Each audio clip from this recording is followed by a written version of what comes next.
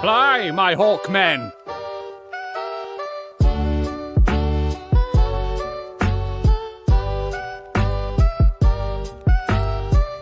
Astute, Spencer. I can see why they call you Astute Spencer.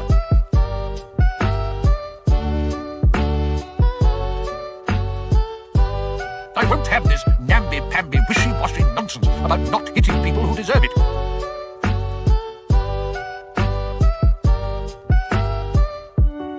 Pull the lever, punk.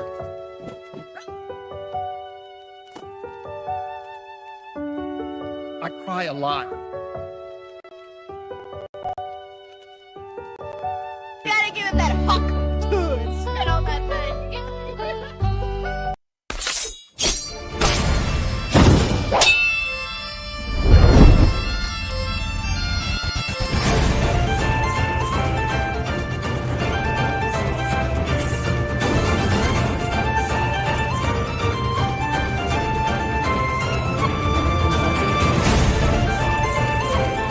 Can't do it.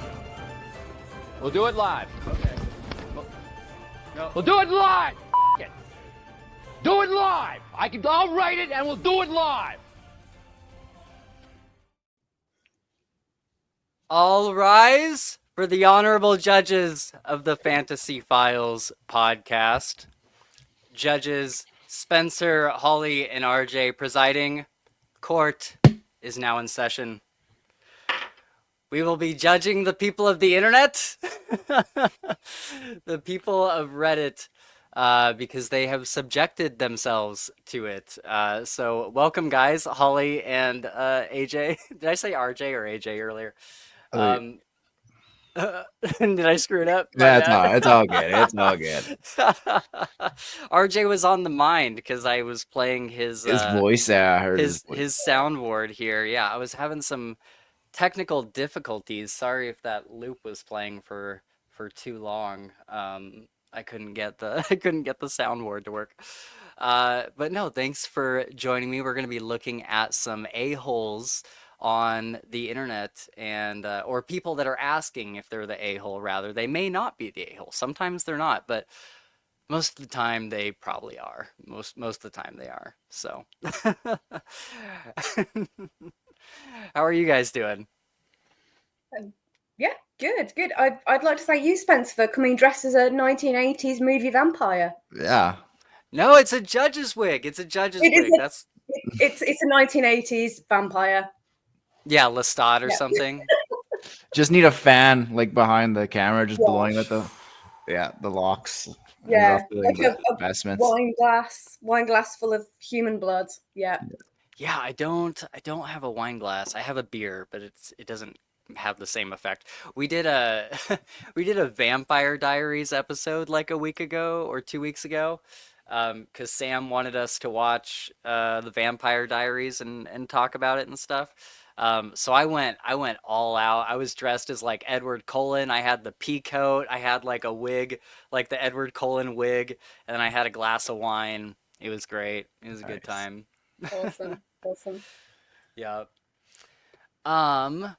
So before we get started, there's a couple things I wanted to chat about. I have a book recommendation for Holly that I just read. I've been reading this week. Have you heard of The Tainted Cup by Robert Jackson Bennett? I have not. So it's like, imagine like a grimdark version of Sherlock Holmes and Watson, but the Sherlock character like stays home and like keeps herself like blindfolded because she's like weird about like too much like sensory input. And she's like brilliant, but she doesn't like go outside. Like she solves the case from her house basically and has her Watson go out and collect clues and bring them back to her, and she like puts it all together. And there's kind of like a Lovecraftian element. They're in this city that's like surrounded by these high walls, and there's like an ocean on the other side of the walls, and there's these big like Leviathan like world-eating monsters that are in the ocean that they're trying not to let in. But the mystery starts when the Watson type character goes to I think it's like a what's the term for it? Like a Bordeaux, like a pleasure house, and this guy has had a tree sprout out from inside him. Like he's in the middle of this room and there's this giant tree that's like coming out of his chest and it just like completely like impaled him. So they're trying to figure out what did this. And that's kind of what starts the whole mystery. But the reason I'm recommending this to you, Holly, is the characters in this book are straight out of a Holly Tinsley book. Like they are straight up something you would write. Like I could not help thinking the entire time I was reading it. I was like, dude, this is a Holly Tinsley book, like through and through. Like it straight up is. And I couldn't every time the lady, I forget what her name is, but the Sherlock Holmes type character, anytime she talks, I'm like, this sounds like a Mandego, or is that his name? Mandego? Yeah. Like a Mandego type character where they're just like insane, but you love them. Like you love hearing everything that comes out of their mouth, but they're just batshit crazy. So I really want you to read it. I know you're deep into King's Dark Tidings right now. Yeah. But... I'm still reading the last one you recommended, so I'll put it on the list. Yeah, I think you'd read it and be like, holy shit, this is me. Like it sounds so much like something you would write. It sounds good. Yeah. Yeah, sounds very interesting. Definitely check that out. And then I also wanted to talk quickly about Slow Horses because you said that you finished. AJ, have you watched Slow Horses? It's on my list, but I haven't. It looks good. I mean, it's got Gary Oldman in it, and that's usually the quality that you know it's going to be good if he's in something. It is brilliant. It took so long to get Holly to watch it, and she finally did, and she was giving me updates. She's like, I'm finally watching Slow Horses, and I need to talk about this show. And I was like, yes, let's go, because it blew my mind. And Holly, you can tell me if you agree with me or not, but I feel like the first season is okay. Like it's not bad, it's not like extremely good or anything, but it's enough to like keep you invested and keep you watching. And then the second season is like significantly better, and then the third season is significantly better from that, and then the fourth season is just like, what, this is so good. Like it's so good. Did you have a similar experience? Yeah, I mean, I think like I found the first season, although it was great, like especially because Oldman is so good, but it was so much about like placing the characters and like setting them up. So you're like, okay, so I know what role this character's going to play, and I know what role this character's going to play, and I think that by the time you got to the second one, it was more like cemented in who everybody was, and like the fourth one was just absolutely insane. But it made me laugh so much because I remember like I messaged Spencer, I think it was like on the like Monday or something like that, and I was like, okay, I've just started Slow Horses, and he was like, cool, okay. And then I messaged him on like the Thursday, I was like, okay, I'm done. He's like, is season one? I'm like, no, I'm just all of I've it. Yeah, it is extremely bingeable like that. That's one of those shows where, and this does not happen to me super often. Usually I'm really good about watching an episode of something and just kind of like moving on to something else. But this show is like, I would be up until like 3 a.m. watching some of these episodes because every episode is a cliffhanger. Every single episode is like, I have to know what happens next. And you know, another show that is very similar to that, that's also on Apple Plus that you need to watch, Holly, is called Sugar. Okay. Have either of you heard of this? No, I haven't heard of it at all. It's Colin Farrell, and he's a private investigator, detective type guy, and it's very like noir. Like it's got the ever present like monologue where he's like, I went into the dark alley and I found that, like I walked into the bar and the dame was standing at the bar, like that whole kind of like detective noir thing. But the interesting thing about it is it's happening in modern day, but you keep getting these flashbacks to a movie that was made in like the, I don't know, 50s or 60s or something. just like an old black and white like detective noir movie, and it keeps mirroring things that are happening in the present day with Colin Farrell. And there's just like weird things that happen that make you wonder, like, is a lot of this in his head? Is this all like not a dream, but like is everything that I'm seeing real? And you start to question Colin Farrell's like state of mind and stuff. And it's really good. It's a total mind bender, and you will not see any of the twists coming. They're insane. They're insane. It's probably my show of the year, I think. Okay. Better Yeah. is it better than Slow Horses then, in your opinion? I think they're so different. I think it is more. I think Sugar had even more of the I have to watch the next episode, because I think I watched all of Sugar within like 3 days, because I was watching like 4 episodes at a time, because I just could not put it down. Yeah. And also this thing is super itchy.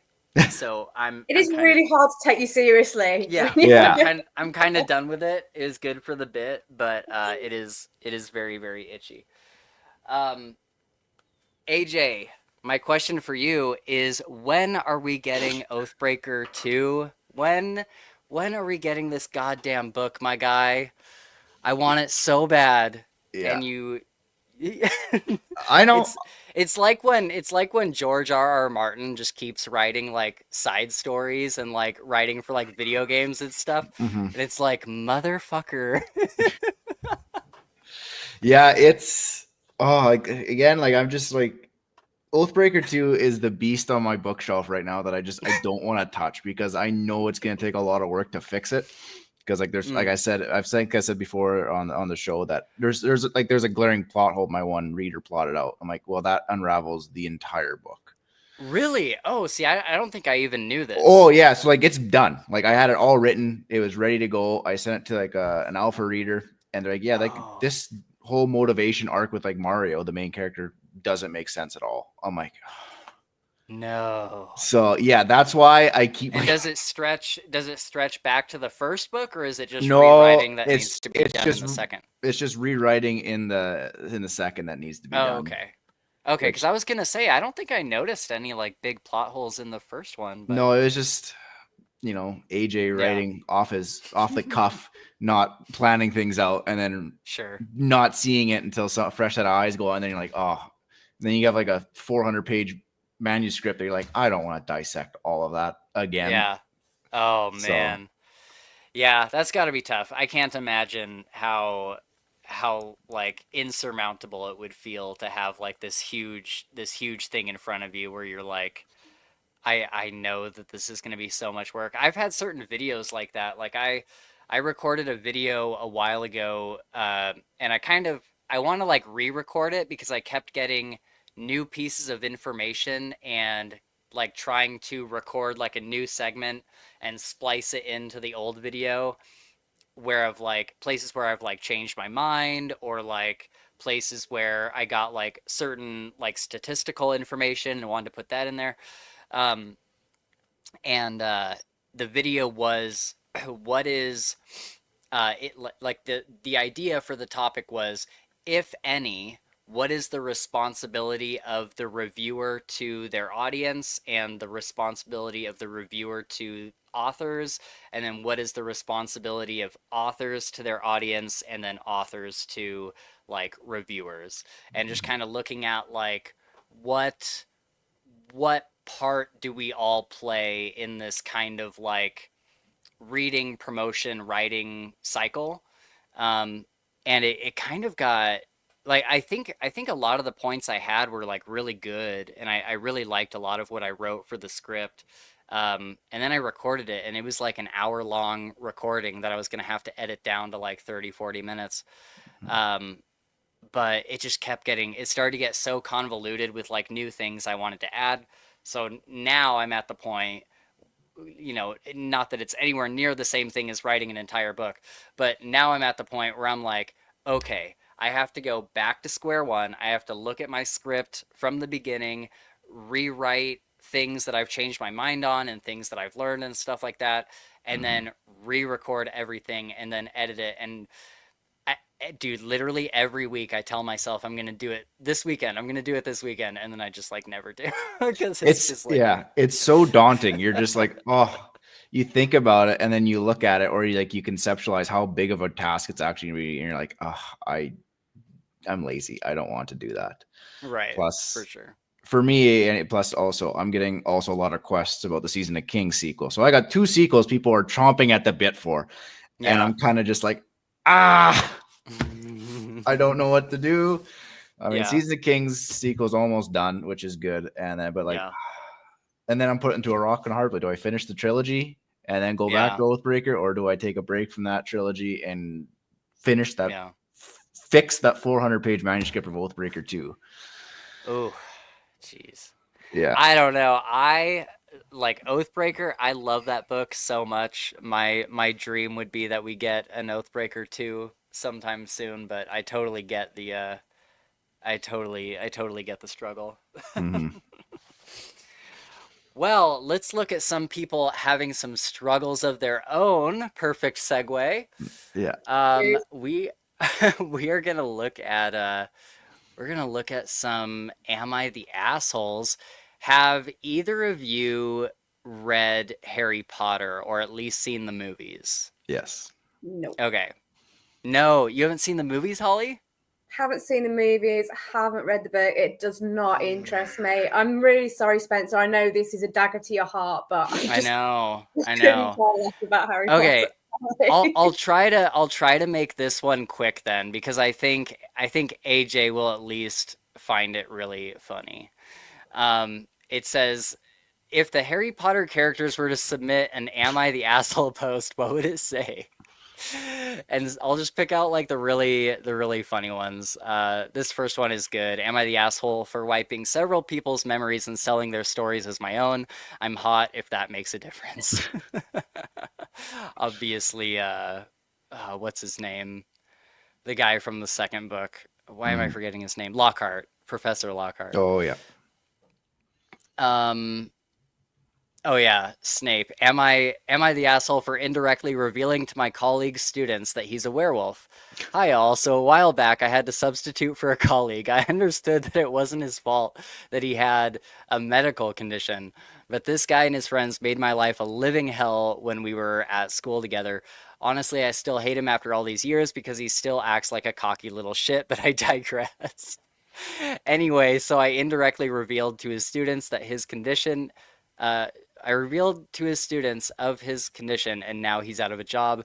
I feel a little bad, but I don't feel guilty about what I did. I feel like that post would have been 10 times better if it was read in Alan Rickman's voice.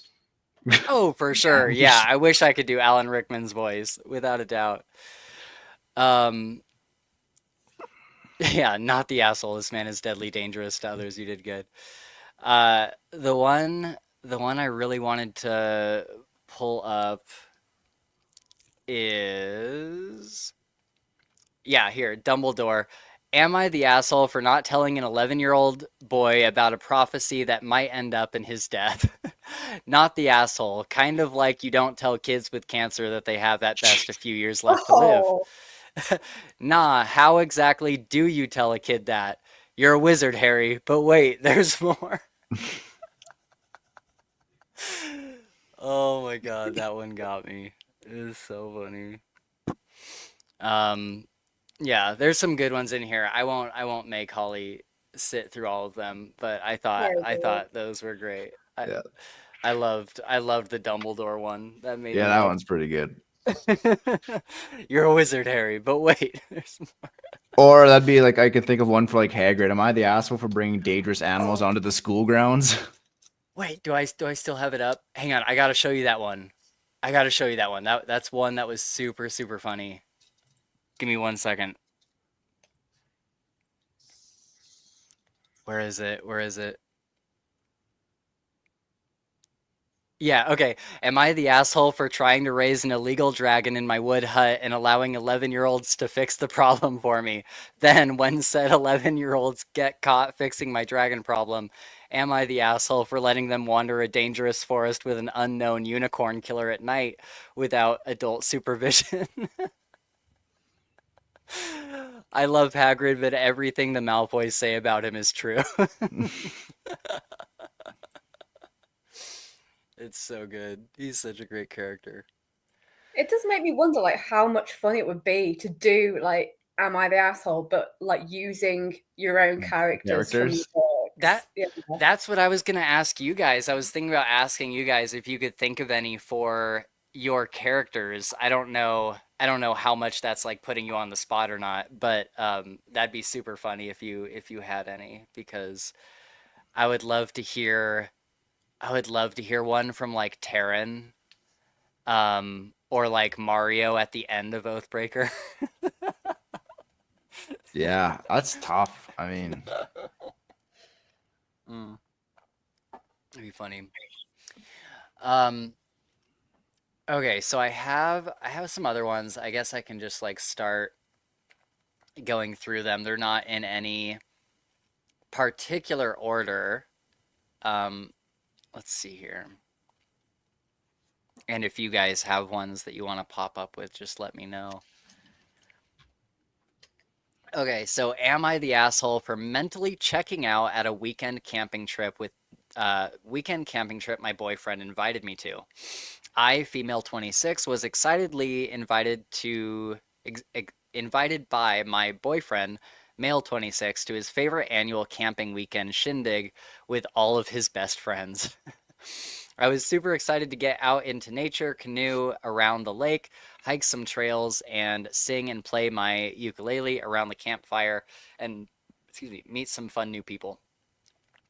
For a little background info, I have had to quit drinking completely and have been sober a year. My boyfriend knows this and has even come to a couple meetings with me. He drinks on weekends and such pretty heavily sometimes, but I just don't get involved. I'm past my party phase. I get that he needs to relax. Anyway, we show up to this gorgeous private camp area, everything I was envisioning, and then people start showing up with booze, like a lot of it. They immediately begin drinking and getting hammered. The women there avoided me like the plague, and even though I'd never met them before, I later asked my boyfriend what that was about, and he proceeded to give me a shockingly long list of how many of them he'd already hooked up with. Whoa!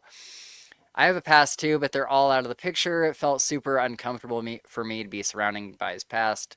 Honestly, the second people started slurring words and acting stupid, I had some pretty rough PTSD flashbacks, so I checked out. Carpooled up there 5 hours from where I live.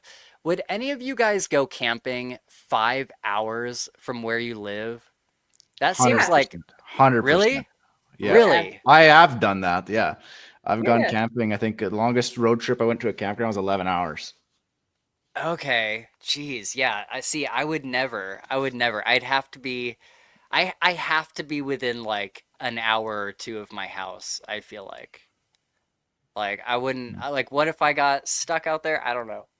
That trips me out. I'm not like the outdoorsy person at all. I am a city boy through and through.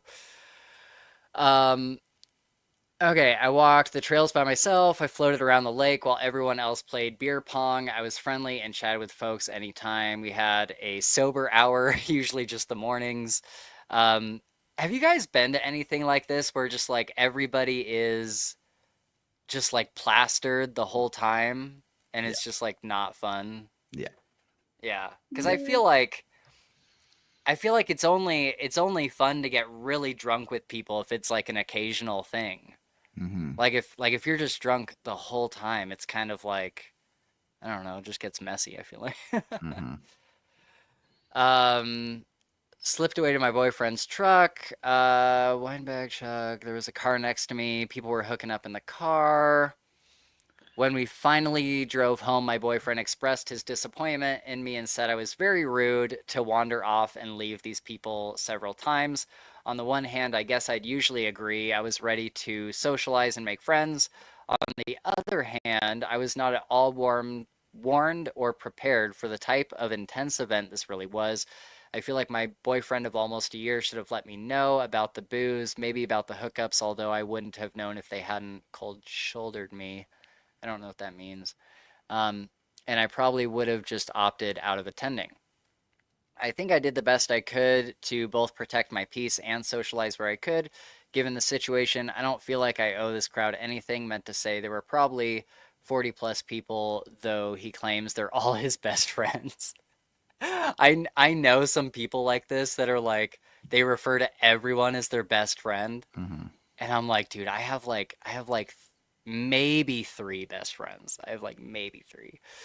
Now I feel super guilty and I really don't know what to do or who's right here. I truly feel like his words, oh my God, a cold bitch, which I usually never am. That's really sad. Yeah, I'll let you guys go. Go on, AJ, you can go first. Oh, perfect. I mean, a lot of this resonates with me because of my life and what I got going on and the crowd I hang out with. So I get like not wanting to drink. Yeah. And having been through, sounds like an addiction of some kind and not being exposed to triggers like that. So I get it. And I think it's her fault, or not her fault, her boyfriend's fault for not, Yeah. being upfront. I'm going to say no, she's not the asshole for this whole weekend camping trip thing, because it sounds like she went in completely blind and then it was just like, oh, here we're getting absolutely wrecked, which whatever, there's a time and place for it. If you want to do that, then go for it. And then also, oh, by the way, here's some people I've hooked up with too. They're going to be here. Right. Yeah. Okay. Like, That's not super fun.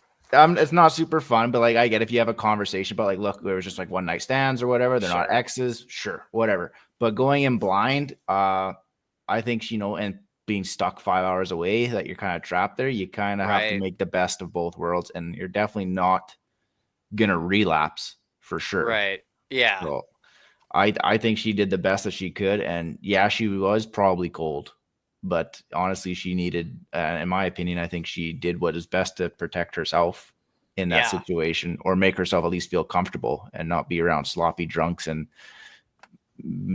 like past hookups with an ex that you didn't really get to talk to about.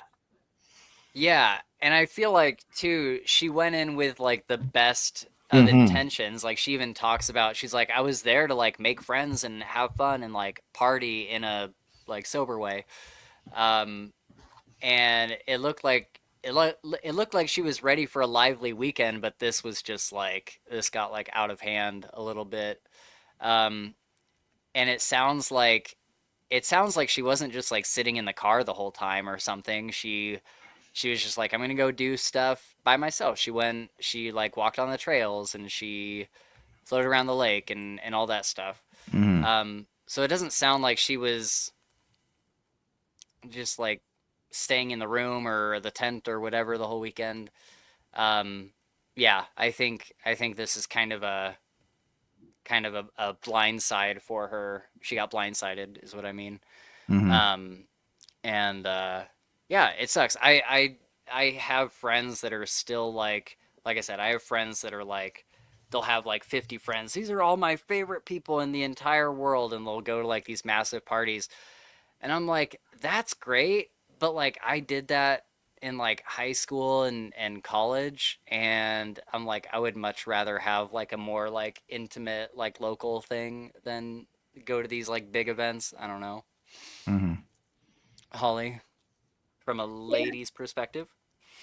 I mean, my perspective as a lady is pretty much the same perspective as what you both said. I mean, I don't get what it is about 2 people, particularly 2 people in a relationship, where they cannot have a conversation to lay out expectations before something happens.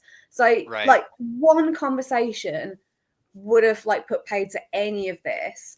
I do think that if I had driven 5 hours to go to a place where I was expecting to spend like the weekend, like hiking and swimming and canoeing, and I got there and it was just about drinking, I would be pissed. Yeah. And I would probably just go and like canoe by myself. I'd be like, yeah. And also, these people are 26. I mean, I get, if you want to have a party, that's great, and like go out and drink, and like I like a drink, but like a whole weekend with 40 people just drinking beers in the woods when you're 26, I mean, come on. Yeah. Like that just seems a little, especially if it's people like this is clearly an insular group with where everyone has slept with everyone else. Right. Like, Yeah. That's not a great situation to be in. I don't think anyone's the asshole here. I don't think there's anything wrong with what they did if that's their thing. Sure. I just think that lack of communication is an issue. Mm-hmm. Yeah, for sure. Like my friends here, we go camping once a year during the summer, and we bring like quite a bit of alcohol. But we're mostly drinking like at night around the campfire, and then during the day we're playing, like volleyball, or we're going to the lake and Yeah. going on a canoe or whatever. And I feel like that's kind of the mature way to do it. Like you can even be like drinking throughout the day or something, but don't be getting like bonfire trashed Yeah, the entire time. Like that just doesn't sound like any kind of fun. yeah. It's like, what's the motivation for the trip? Is the motivation for the trip to go and do cool stuff outside, Right. or is the motivation to? I mean, you could literally drive like a half hour away from where you live and get absolutely wasted, and it would take less time and probably cost less and have the same result.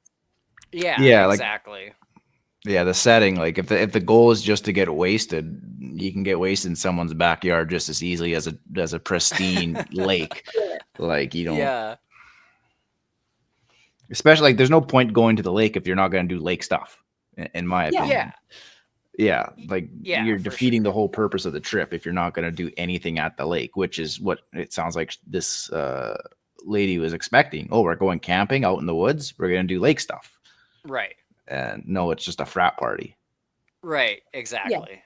Yeah, it's just a frat party, and it's not fun to be like the only... I'm sure we've all experienced being like the sober one in the group, and then having someone else or multiple someone else's just be totally trashed, and it's like I'm not even like having a good time because I'm not on the same level as you at all. Mm-hmm. And it's the weirdest feeling. It's just like people turn into people you don't really like recognize anymore in that moment because you're not like there with them in that way. And like I've been clean from a lot of stuff for a few years now. I still drink, but I don't go crazy with it. And I've had to cut out a lot of friends out of my life from back in like the like high school, college type years. And I think it's just part of what you got to do when you are getting like sober from something. And maybe, I don't know, I'm curious to see. Wait, no, that's not the tab. Is this the tab? Where is the tab? There it is. Let's play with that one as well. Like the fact that there was 40 people there as well. Like that, dealing with maybe like 5 or 6 people who are wasted is annoying. Dealing with 40 wasted people sounds like absolute hell on toast to me. Yeah, that hell on toast.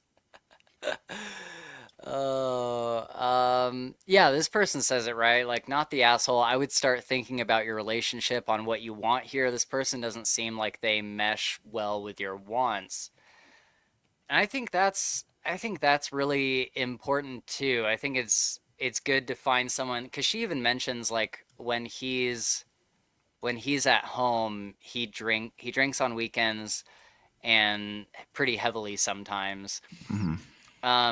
Which is fine. That's more or less what I do. I would say I'm not getting like super, super drunk.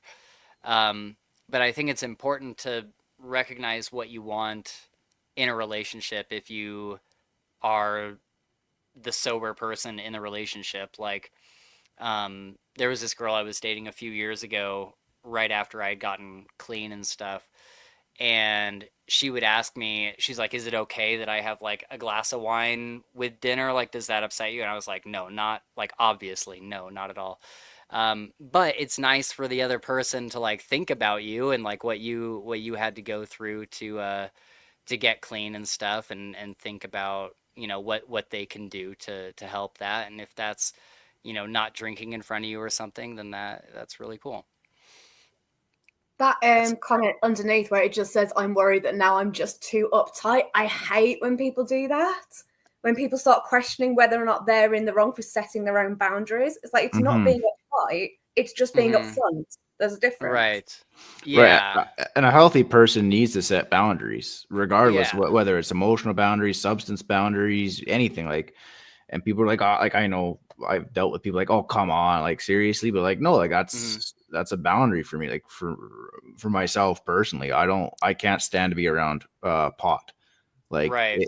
the smell bothers me. I'm like, I don't care if you're high, I don't care whatever. Just like I literally, if you're gonna take a hit, go outside. Like I can't be around you when you stink like this. Right. And some people are like, come on, like it's a party, have fun. I'm like, well, no, like, you know, if that's the case, if everyone's gonna be like passing around a bong, then I'm gonna take a step outside then, and I'm gonna leave. Right. Yeah. And then but like, yeah, you're not being uptight, or at least if that's what the OP says, she's not being uptight. She's setting a healthy boundary, which is what I think you're supposed to do. Yeah. Yeah. Cool. All right, let's go to let's see. Oh, this is a kind of a funny one, I think. I think this one has like a happier ending. Oh, I saw this one. Did you? Okay. Yeah. I liked this one. Am I the asshole for doing childproofing for my in-laws visit? I am a 26 female and my husband is 29 male. We have been married for 5 years and we went to Berlin right after marriage since we both found really well-paying jobs. Meanwhile, both of our families, parents, siblings, etc., still live back in Greece, and we usually visit back occasionally. Now, me and my husband don't have any children, and we don't plan to have any. We enjoy buying expensive things and experiencing things we never got to as children, such as nice furniture in our home, going to exotic restaurants with friends, travel, hobbies, and generally just live our lives with each other exactly the way it is. That's just how but that's just how my husband thinks. His family, oh, I see. But that's just how my husband thinks. His family is very traditional, and every married couple has at least one kid. This time, my husband invited my brother-in-law and sister-in-law to visit us with their 3-year-old son for 2 weeks. This would be the first time they've traveled with their son, and the first time we would be hosting our nephew at our house. Now, our nephew is known to be going through the terrible twos and has been throwing tantrums and breaking things lately. So I did some childproofing in our home a day before my in-laws were due to arrive. I removed all the glass and ceramic decor. I swapped our linen tablecloth for a plastic one. I locked up our intoxication devices. I also covered our sofas with a plushy fabric cover.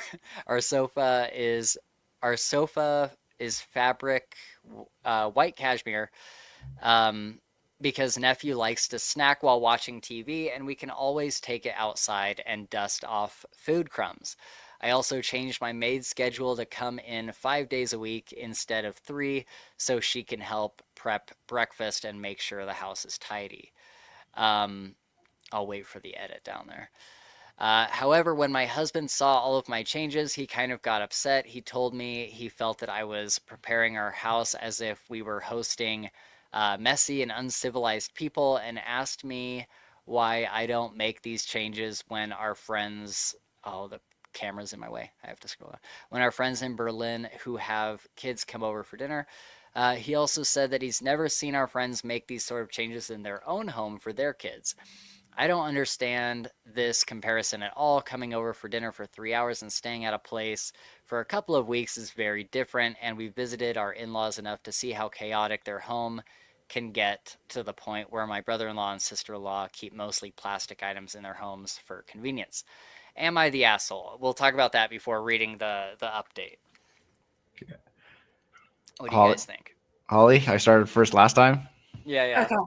Okay. So, important information for everybody who is going to watch this. There is something you need to know about kids, and that is that they are messy and uncivilized. Like, I know I've brought up a child, so I've experienced this firsthand. They will get crumbs everywhere in your house. So the fact that like they're just covering up the sofa just seems like good sense to me.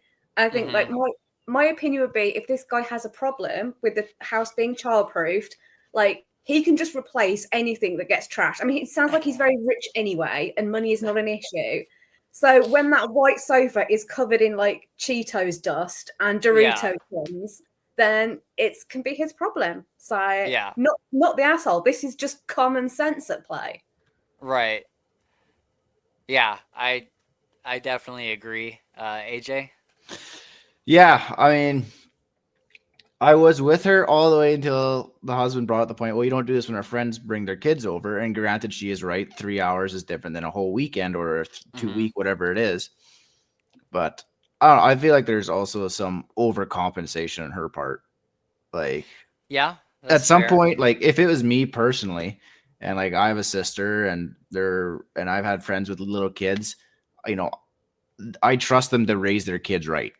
Like if I have like a glass or ceramic thing on the wall, I trust my friends or family to tell their kid, don't touch that. Yeah. And then be decent parents and enforce that or whatever.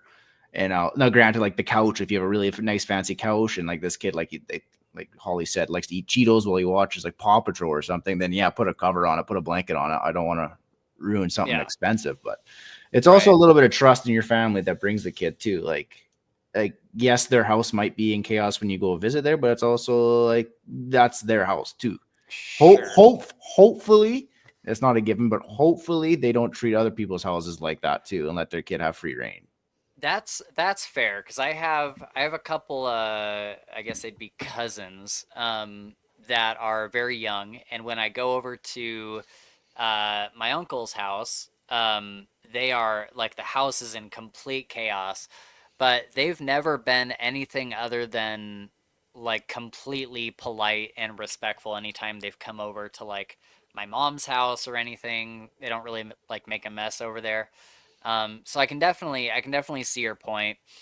I don't think she's the asshole for just like child-proofing stuff. I think maybe like the plastic tablecloth was like a little too far because it's like, okay, you can wash the tablecloth. But the sofa, I mean, if it's white, I totally get that. I mean, I have a dog. He's around here somewhere. And when he was a puppy, he just destroyed everything. For the first like 2 years that I had him, I just had to get used to the fact that I couldn't have anything nice. Like he ate, I had like really nice Samsung, like earbuds, and he ate those, like literally chomped them into pieces and swallowed them. It's like, Oh, Spencer, I think we lost you, or at least I did. Yeah, you're muted at the minute. Wave your hands. Spencer, Sorry. you're muted. Spencer. Well, I'm gonna message him. Yeah. Quick, talk amongst yourselves. I think with this one as well, like those people sound like they have got some serious money. Like if you've got a maid coming in 5 days a week, Yeah. like that is some serious money. So I can guarantee everything in their house is probably worth more than all my furniture put together. Yeah, exactly. I feel like you can. Yeah, I've toured on this one. I don't think anyone's the asshole, but I also think like maybe she went overboard, but also it's your house, and she knows the kids better than I do. Yeah. Maybe they are just absolute hooligans that destroy everything in their path. I'm just trying to like get on to message Spencer. Yeah, I sent something in the private chat too. Like his phone is like his mouth's like moving. Yeah. Let's try and like lip read what he's saying. Yeah. He's saying, "This is the best podcast we've ever done. This is going really well. I'm so glad you guys are here." He's still going.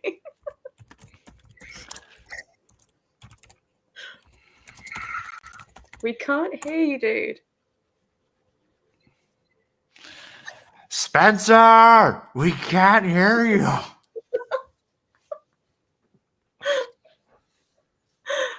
Like, how is his mouth still moving? How is he not clued in? Yeah. I don't know. Like, honestly, everyone like who sees this now is just gonna be like, "What the hell?" Oh, he's checking his phone. Okay, we can't hear you. I'm like literally sending him on every message platform I've got him on. Oh my god! Let's see, can he clue in? I feel like we should just move on to like a different one. He's giving a very in-depth review about the responses that no one can hear. Oh my god! I'm trying to read what it says. A kid could ruin something expensive. Yeah, that's fair. Like, I think as well, like their friends probably are like within a similar kind of like lifestyle as well. So their kids are probably more like aware of being around things that are like expensive. Because like I'm kind of agree with what you said about if someone's got kids that they should like parent them right and they should know not to touch things. But it's much harder when your entire house is like all all bougie made of stuff. glass. Yeah. Yeah. Has he realized yet? No, he's just still talking. No. Spencer needs to just obviously pay less attention to his podcast and more attention to his messages. Oh, I think he's clued in now because it looks like he's digging through settings. Like his head's moving up. And That was such a long time, though. that was Like, a he very long talking time. for, like, a solid 8 minutes there. He looks very intense.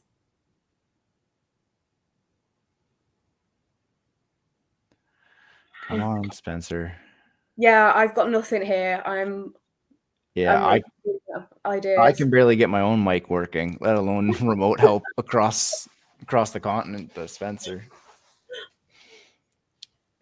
He's looking at us. It's hard to tell as well because he's got the sunglasses on. Yeah, so. that's also difficult. Okay, now we can hear ourselves. Yeah, we can hear.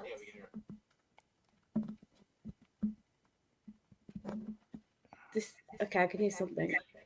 Yeah. I hate my own voice. Yeah, I think I saw the other day it was a study that like 70% of people hate the sound of their own voice. I'm like, that seems low. That seems low. I feel like most people hate their own voice. Can you guys hear me? There we go. Hey, he's back. How long was I out for? Like 8 minutes. 8 minutes. No way, really? Oh, shoot. That is so weird. Okay, I'm going to try to switch back to this. Let me know if you can still hear me. Okay. Can you hear me now? Yeah, we still got you. Yeah. Weird. I don't know what happened. Bullshit. Oh, sorry. Perfect.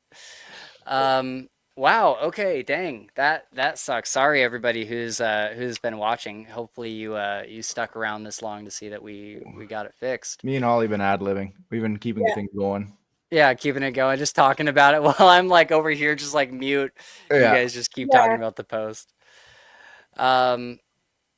Okay. Well, I don't know if anybody heard me like talk about the edit here. Did I cut out before that? Yeah. Before that, yeah. No way. Really? That was so long ago. Oh my God. Okay. Well, hopefully you guys read it. I mean, it sounds like they made up and he was like, I'm sorry. He's like, he was the asshole. So, she. You are not the asshole. Nice. RJ approved. Oh yeah. But with that, Spencer, I do gotta take off to get to my afternoon appointment. Again, I'm sorry. Okay. I thought I had it, but if we ever do this again, I will make sure I wear a powdered wig and a gavel. And You better. I was so pissed that Holly didn't. You tried so hard as well to get me into one of those wigs, and Yeah. I was just like, yeah, no. It would have been fine if we were all wearing one. It would have been fine. Yeah. Yeah, it would have been not completely normal. All right. Later, AJ. Yeah, perfect. Take care, guys. Yeah. Bye. Okay. Do you have one of these, Holly, that you want to bring up? Because you found a few, right? I did find a few. So I've got 3. So I'll just pick one at random. But I specifically chose these because these are things that genuinely really piss me off in the real world when I see them. Oh boy. So let's go with. Okay, I'm gonna go with this one. Am I the asshole for refusing to switch seats with a kid on an 8-hour flight? Ooh. Yeah, exactly. So we already know the answer to this one. Yeah. This was my second 8-hour flight on my way home from Africa via Dubai. I booked an aisle seat so I could get up without bothering others and a special meal due to health requirements. I boarded the plane, found my seat, and settled in. A family gets on with 3 kids and asks if I could switch seats with one of their kids so they can be together. The father wasn't sat anywhere near the mother and kids, so it looked like they had left their seats to random assignment. I initially said yes, thinking it was just a move across the aisle, but then realised they wanted me to switch to sit in a middle seat, and I said no. Another passenger then gets up and says he has a seat in the back that I can move to, and I said no. I said that I had booked my seat and ordered a dietary meal, and there was no way I was moving to a middle seat. He starts loudly criticising me and saying he hopes I understand that I am splitting a family up. This eventually attracted attention from the crew because it's holding up boarding. The passenger, they got a passenger on the other end of the road to switch and sit somewhere else so the kids could sit together. But the other passenger from before then starts loudly saying to his kids and the family, "Do you see what happened? She thought her seat was so special she wouldn't let you sit together. I told the guy to mind his own business, and he responded that he wasn't talking to me. Am I the asshole?" So, Spencer, what is your opinion on this? I mean, so if it were me, but this is just me. If it were me, I would switch because I genuinely do not care at all where I sit on an airplane. I don't care if I'm in the middle seat. I don't care if I'm by the window. I don't care if I'm by the aisle. But most of my plane rides are also very short. To get from where I am back home to Seattle is maybe a 45-minute flight. So I'm never really worried about it too much. But that being said, I think that you have every right to be like, no, I'm not switching because, if you order when you order your tickets, you pick your seats. And so it shows you the map of what seats are open. And so you have to decide either, okay, if this plane is full to the point where not everybody can sit together, if you have a big family or something, then consider going the day before or the day after or, whatever works, or a different hour in the day. Just get the next flight. I'm sure that there is a plane out there somewhere that can fit your family to at least sit in pairs or something. And so this is clearly poor planning on the parents' part. It's not I think the girl, if she really wanted that seat, I don't think she needs to give it up. I don't even think that that's really acceptable social etiquette. I don't think it's if you're on a bus or something and you're sitting down and there's an elderly lady or gentleman who comes on the bus, it's social etiquette to get up and give him or her your seat. But on a plane where everybody's sitting, it's not my job to make sure that your kids are sitting together, even though I personally would do that. It's not my job to pick up the slack where your planning failed, I guess. Yeah. So. Yeah, I think people can forget as well, because I see a lot of stuff like this where, especially air travel, where people want to switch seats and things like that. And if you want to do it, it's fine. But I think people don't realize, for a lot of people, air travel is so stressful. I have an absolutely almost debilitating fear of flying. So for me to get on a plane, I have to be so mentally focused on what I'm doing. I'm not switching seats with anyone. Once I'm in my seat, that is it. I am full in my little zone that I have to do just to get through it without having a full on anxiety attack and disrupting the plane. So yeah. I think sometimes having that understanding that just because for you flying is a cool, chill, fun thing to do, for other people, it's not. People have got disabilities, or they've got certain, say this person had a dietary requirement, and if she had switched seats, who knows whether she would have got that right meal. You know what I mean? Right. It's people need to take into account that because they've not planned their trip properly, that can have an effect on other people if they move. Like, it's not always as simple as just switching a seat. Right. Yeah. It's there's a million factors in it. Yeah, I think you just shouldn't really expect anyone to especially because, anxiety about flying aside, like even if that's not the case, just getting on an airport or an airplane in the first place is so hectic. It is always just like a massive undertaking at the airport, like waiting in line for hours to get through security and getting to your flight, and then maybe your flight gets delayed. Anything can happen. So everyone is kind of on edge anyways. And then it's like, what if, you're always thinking, what if my luggage gets lost? Or like all of these different things can go terribly wrong. And every like single thing that could go wrong has gone wrong in the past for me when I've tried to fly. So it's like, yeah, it's just a really crappy time for everyone. So try to make it easier and not ask people to have to give up their seat or something, It's just like it's just common. It's more common courtesy to leave the other people alone than it is for them to switch seats for you, I think. Yeah. We got this guy Aslan in the chat. He or she says, "Isn't this a channel about books?" Usually, It is. Yeah, it is. But sometimes we do fun other things. We We talked about do. books at the beginning a little bit, didn't we? Yeah, we talked about books at the beginning. We do a lot of random stuff. We did we threw Holly a birthday party the other month, and I think that had very little to do with books. Yeah. It was mostly us talking about the Saw movies and Yeah. other like random things. We did a Vampire Diaries episode a couple weeks ago where we watched the Vampire Diaries and talked about that.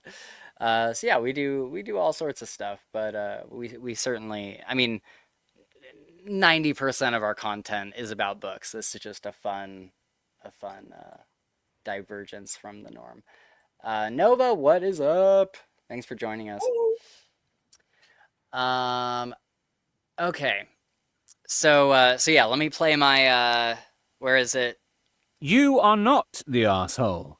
Not the asshole. Where's my gavel? I need my I gavel. think we've all been not the asshole so far. I don't think we've had any that are like. I know we funny. need someone who is the asshole to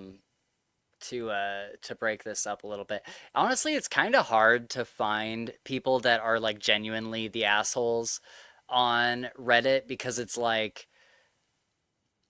I don't know, we're hearing it from their point of view, so everything sounds like they're not the asshole, you know what I mean? I think a lot of this stuff as well, it's just stuff that like literally could have been solved with one conversation. Right, yeah. Yeah. Can't be books all the time. We need a palate cleanser. I totally agree. That's why we do these episodes, is because sometimes it takes a lot of effort to just like read like a ton of books and talk about them in detail. And so you definitely need some time to just kind of chill with your friends that you've made along the way. Yeah. But if people do want a book recommendation, though, while we're on the subject, Bloodwoven by G.J. Terrell. That's one to potentially put on your list if you've not read it yet, because that is one of my current reads at the moment. So I've got that one on the Kindle while I've got King's Dark Tidings on Audible. So I'm kind of flipping between the two. And it's a really good book. It's not too dark. It's a little dark, but I'm probably about like 50% of the way through it right now. So yeah, that's my recommendation. There you go. Yeah. Book of the week. Nice. What's it called again? Bloodwoven. So it's the first in a series. Nice. I can't remember the name of the series, but yeah, this is really good so far. Bloodwoven. Okay, cool. I'll check it out. Okay, so I got one here. Let me share my screen.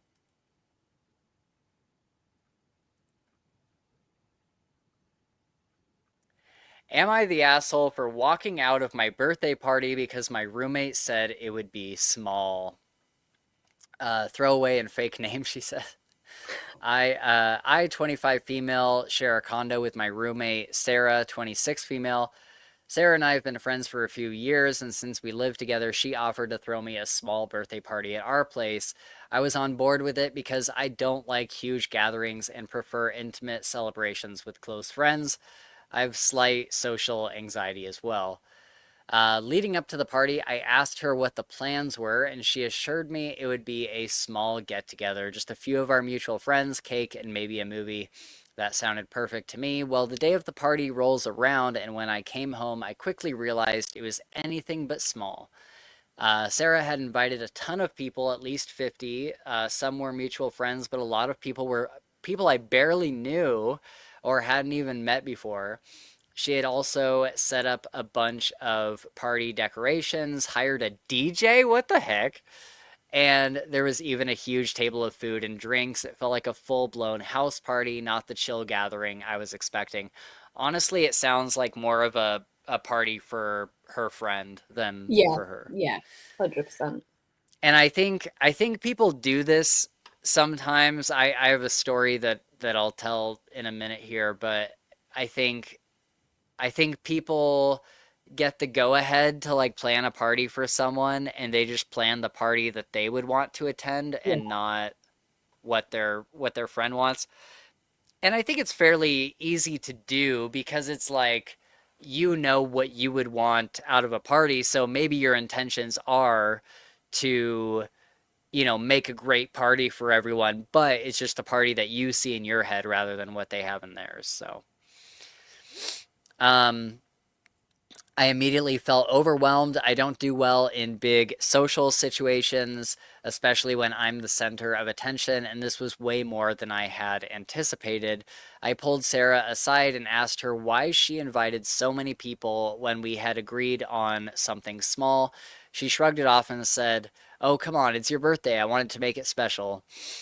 I appreciated the effort, but this wasn't what I wanted at all. I felt completely uncomfortable and anxious. After trying to stick it out for a bit, I just couldn't handle it and decided to leave. I ended up going to a nearby coffee shop to calm down and clear my head. After I left, Sarah texted me asking where I was. I told her that I wasn't comfortable with the party and that I needed some space. She was upset and said I was being ungrateful for everything she did for me. Now some of our friends are saying I overreacted and that Sarah was just trying to be nice by throwing me a big party. I feel bad for leaving, but I also feel like she completely ignored what I wanted. Am I the asshole for walking out of my own birthday party because it wasn't the small event I expected? Not the asshole, because it was not her birthday party. Yeah. That's simple as that. That was a party that the friend wanted, and the friend sounds like a dick, and I'd probably move out, to be honest. Like, Yeah. I see this a lot with these where people have a reaction to something where it's like, okay, it's not what I wanted. They know that I have these social anxiety issues. And then, like, at the end, they've been called ungrateful because they were trying to do something nice to them. No, they weren't. They were trying to do something where everyone else would be like, oh, you threw an amazing party. Aren't you great? It is all 100% self-serving. And, like, I Yeah. don't have time for that. It's like, it's such an asshole move. Like, it's got nothing to do with the friend at all. Like, I would For walk sure. out. For sure. Yeah, I totally agree. What does Nova say here? Do, do, do, do. I feel like there's definitely misunderstanding there, but also she needs better friends for sure, not the asshole. Yeah, totally. I think with this And hello from me, RJ Bailey. hitting the soundboard, my bad. Hi RJ. Yeah, so with this, I've had a couple experiences like this. Last year it really was like not that bad at all. Like this, it's nothing like this. But for my birthday, I was like, I just want to go get drinks. I want to go to like a whiskey bar. And one of my friends was like, "Well, what if we go get burgers beforehand?" And I was like, "Yeah, we could eat beforehand." Um, and I told him like what kind of restaurant I'd like to go to. Anytime I go to any kind of restaurant, I hate things that are like loud, and like I just want like a quiet, chill place because I'm a podcaster. I want to talk. I want to have a conversation with people. It's just part of my personality. And it's really hard to do that in a very loud place, which is why I like whiskey bars, because usually it's very like quiet music. It might be like hip or like poppy music or whatever. It can be that, but it's just like at a quieter volume to allow you to chat a bit more. And my friend was like, "Yeah, we got to go to this burger place." They kept saying it over and over, and we got to go to this place. I was like, "Okay, if you say so." And we got there, and it was like the exact opposite of anything I would enjoy. It was like I was just like, I just want to move on to the whiskey bar. I'm like, this place is not like what I'm interested in at all. There was like three different kinds of burgers. The rest of it was like appetizers, so it wasn't even like a food, like a real food place. Um, and the food was really bad, and the place was like super loud. And I was just like, I am just not enjoying this at all. And we ended up moving on to the whiskey place, which was really nice. But, you know, anytime you have a birthday or like any sort of event where you're starting at one place and ending at another, you're going to lose a few people along the way. And so when we got to the whiskey bar, we had lost like half our group, which is fine. But it's like, I would have liked to have sat around with everybody at the whiskey bar. Yeah. So there's one. The one that's way more funny is I was in high school, and my best friend at the time, this guy Arzel, he was this cool little Filipino dude. He was like my brother. His mom and my mom are still best friends to this day. Um, and he was the life of the party anywhere he went. And he's the person that thinks like everybody at school is my best friend. Like I have so many best friends. Um, and so my mom was gone for a weekend. And I was like, dude, what if we threw a house party at my house, and just like a big like blowout house party? Um, I'm like, but the only thing is, I'm like, I don't want people that I don't know. And I knew a lot of people. So we easily knew enough people to fill out a house party of people that I would have been comfortable with. Holly, this motherfucker invites everyone at our I knew school. where this was going. He invited everyone at the other two like rival high schools that were in the area. And so we had people coming from like I went to Juanita High School, and nearby there was Inglemore and Lake Washington High School. Um, and there was so many people from Inglemore that I had no idea who they were. So many people from Lake Washington that I either didn't know or barely knew. Um, and Holly, when I say this party got out of control so fast, it was literally like what you see in the movies. Like you see these like college like house party movies, and you think that's not real. No, that's what this was. It was like there was people crammed into my house. People are playing beer pong. People are snorting Molly and Coke off the table and like smoking weed in the garage. All this stuff. It was wild. And it was a lot of fun for a little while until the big, like, drunk jock dude from Inglemore went out to the driveway and punched the gas tank of my brand new Mustang and dented the side of it. And then Arzel got knocked out by a girl because he was drunk and sloppy and trying to, like, hook up with her. And she punched him in the face and knocked him out, which was great. Um, I wish I had it on video. It's probably the hardest I've ever laughed in my life. And then my brother was there, and he got in a fight. He didn't get the crap beat out of him. He got in like a serious fight where he got like a black eye and stuff.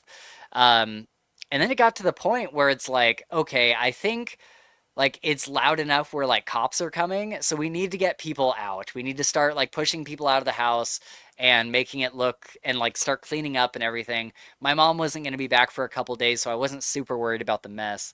But yeah, we got everybody to leave, and then Arzel was kind of like still like awake a little bit, and he's like, "Oh man, this got crazy, huh?" I'm like, "Yeah, you completely fucked up everything that we wanted to do.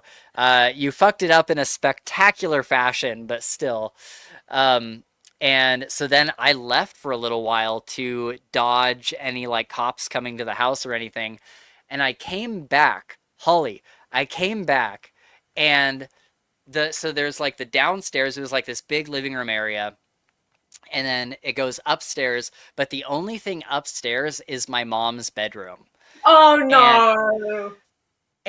I've been gone for like 30 minutes to an hour, just kind of like waiting until the heat dies down a bit.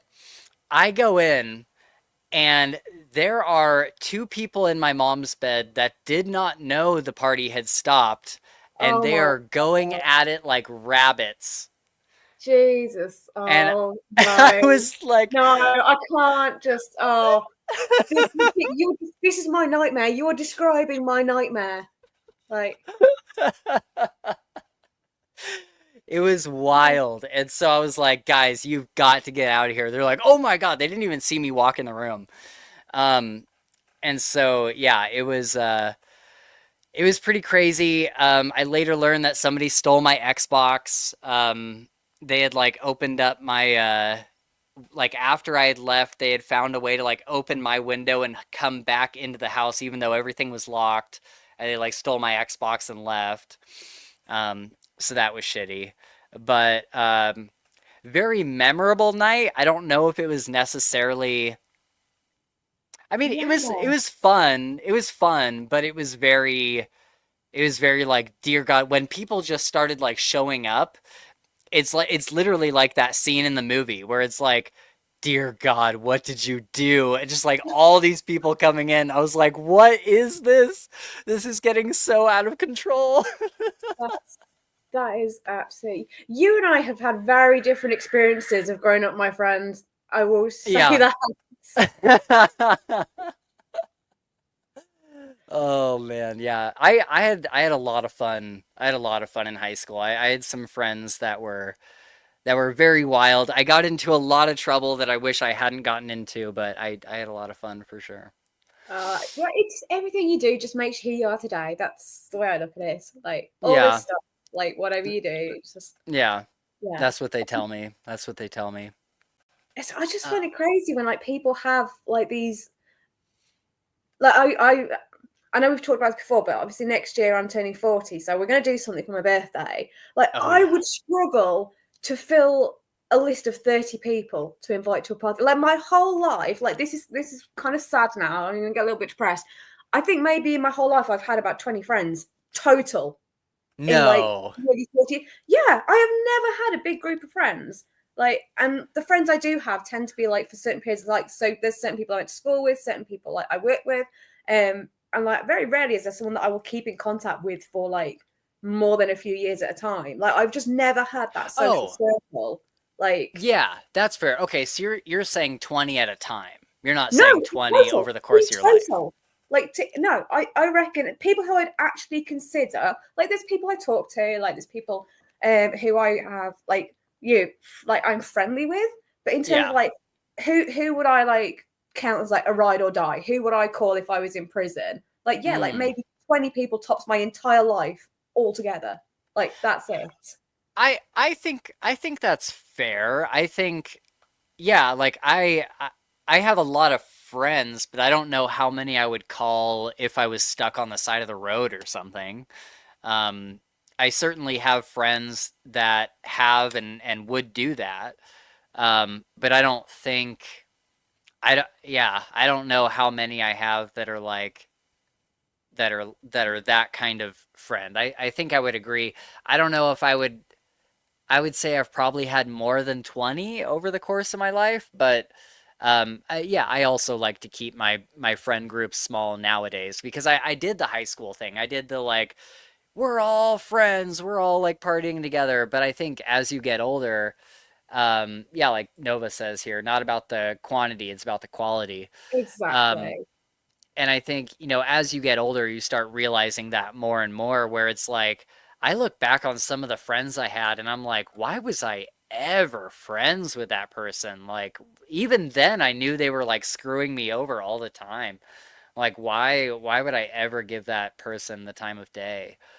Um, and so yeah, it's definitely interesting getting older and seeing how your values in friends and whatnot changes.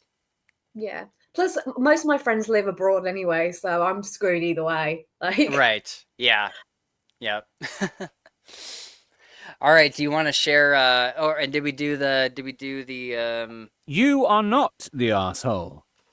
As Judge RJ says, you're not the asshole. Do you want to share one of yours, Holly? okay, let me just grab another one. Okay, so I quite like this one. I'm interested in your opinion on this. So, okay. Okay. It starts. Unfortunately, I, 47 male, was roped into going to a work conference recently. I'm a remote worker, but was told that I needed to attend the conference that many of my co-workers go to each year due to how integral my duties were to this year's presentation.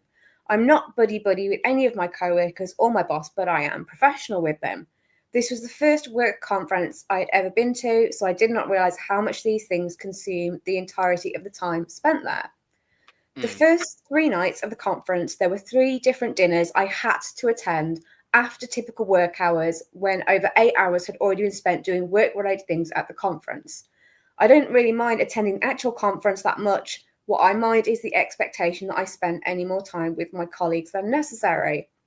In my opinion, if I spent 8:30 to 5 at a work conference with co-workers, attending work-related sessions past 5 o'clock, I am no longer at work. I was already rather pissed that this was not the expectation at the start, but I was at least informed of these different dinners once the conference schedule was released. However, the 4th and final night of the conference, there was no dinners pre-scheduled. I expected the night would be completely mine. As such, the night before, when I called my wife, I asked her if she wanted to eat dinner together, i.e., video call each other and eat together, then spend some time chatting before going to bed, and she said that sounded lovely. We made plans to have our call at 7 after the conference, and I was really looking forward to it. Unfortunately, at lunch on the final day of the conference, my co-workers, my boss included, mentioned going to a specific restaurant. They asked if I was excited to go, and I said I was not going, but I hoped they enjoyed themselves. They acted like I had smacked them and asked what I meant. I told them I'd made plans to call my wife and eat dinner with her. I was then informed that apparently this is some tradition that all my co-workers eat together on the last night. I said I wasn't informed. We've already eaten dinner together every other night, but I hope they enjoyed themselves. Yeah. My boss then said it was something I had to attend. Then some of my co-workers agreed and said it was an important part of the conference. I told my boss and co-workers that it was outside work hours, not paid, not scheduled. Plus, I prefer my wife's company to theirs, so I was not going. They told me I was being rude and an asshole. My boss implied that not attending would have repercussions, so I called my wife, apologised to her, and sadly intended this stupid dinner instead. Am I the asshole?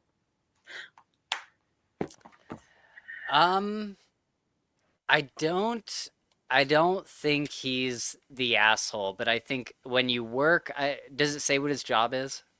It doesn't say. Okay. I think sometimes people forget that when you're very high up in a company or when you have like a certain position, even if it's outside of work hours, you kind of just have to do what your boss says. Like if there's and it sucks. Like it like nobody agrees with it, nobody likes it, nobody enjoys it, but it's just the fact that sometimes if you kind of snub an opportunity to go to one of these types of things, if it's like a company tradition or whatever, then there may be like some like repercussion seems like a strong word, but there is some sort of socially a lot of getting ahead at work is kind of climbing the social ladder as well as being good at your job. And so as much as it sucks, sometimes you got to go to these things. That being said, I don't think he's the asshole. Like everybody else is definitely like objectively in the wrong here, I think, because they did not prepare him for this or tell him about this, and he had made plans with his wife and everything. And so I like they're not in the right, but it's just kind of a shitty situation all around. Um, Last year, I started working with this construction company a couple of years ago, and last year they did this big like Christmas celebration, end of the year party thing, and I was told that I had to go to it, and I was like, that's after work hours. And I'm a lead at my job. I'm one of the leads of like the area that I work in. Um, and they're like, "Well, you're expected to be there. It's like this big company party. That's where you get like your bonus for the year. It's where they like thank everybody for working so hard. It's where all this kind of end of the year stuff happens." And I said, "Well, I'm probably not going to go just because it's like in downtown. I don't like it's the middle of winter. If I were in Seattle, I'd have no problem driving into downtown, but it's middle of winter in a state where it's very snowy. I'm like, I don't like doing that late at night." And their answer was basically like, too bad. Like technically you don't have to go to this thing, but it's expected that you go, and like you probably won't stick around very long if you don't go to these kind of things.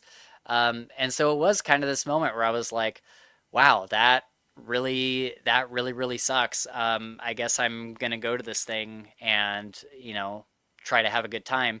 And it was okay. It wasn't anything that I would have like opted into going to. I didn't have like a miserable time, but I was like, this was fine. Can I leave now? You know what I mean? So it's tough. It's really tough with those kind of things. What are your thoughts on it? I mean, I think it's interesting because I think there is an argument to be made for if it's like a one-off thing where it's like, it's Christmas or it's like a annual like barbecue or whatever it is, and it's like you can go for a few hours and that's fine. But this guy's talking about 4 days in a row where he's worked an 8-hour shift and then been expected to go on his own money out to eat with co-workers and spend more time talking about work stuff. Like that is a lot of extra hours. It's a lot, yeah. What interests me as well is the difference in perspectives on stuff like this between like someone like me from the UK and someone like yourself who is in the US, because Right. your work protection sucks. Like it is so bad. It's like you see like, with people in the US where they're like, well, my boss says jump and my response is how high, and then you Right. jump because Right. you got it. And over here, it's like, if your boss says jump, you're like, well, I will, but only between the hours of 8 a.m. and 5 p.m. Like, Right, it's yeah. it's so much easier to have that like distinction between work and leisure time. Like, Yeah.